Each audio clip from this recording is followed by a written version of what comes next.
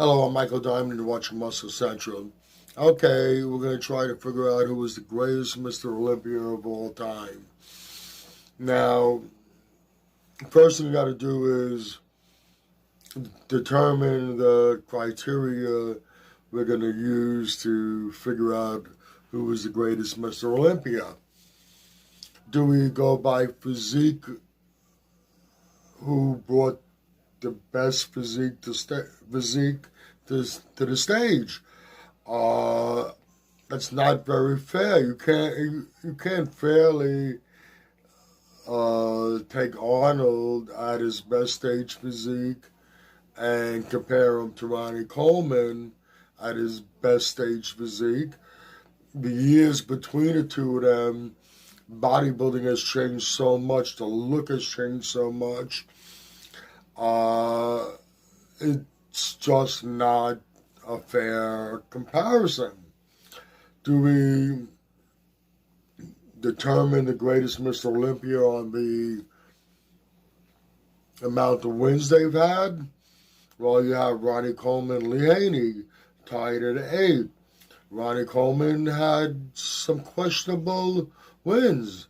And would Lee Haney have been able to win 8 in a row like he did if he didn't just totally outmass his opponents? And not diminishing his great physique, but there was nobody even close to him in height and stature and muscle size than Lee Haney. Now, you can make an argument, Lee Labrada, if the two of them at the same stature, presenting the same type of physiques, but at the same size, you could make a strong argument for Lee Labrada would have beaten Haney.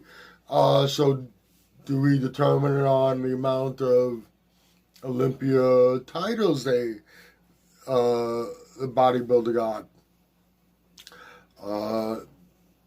Do we determine it on what they've brought to the sport?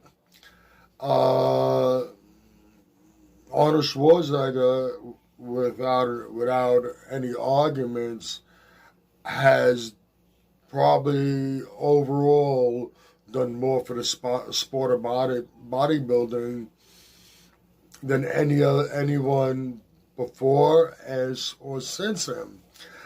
He brought bodybuilding to the attention to the mainstream, even though it's not really a mainstream endeavor, mainstream sport. People notice bodybuilding more. The average person noticed bodybuilding more because of Arnold Schwarzenegger and his success, and his success outside bodybuilding in the movies. How good of an actor he actually was, that's another story. What about Dorian Yates? After Dorian Yates stepped on stage to defend the Olympia title in 1993, bodybuilding has not been the same since. He single-handedly changed the look of bodybuilding.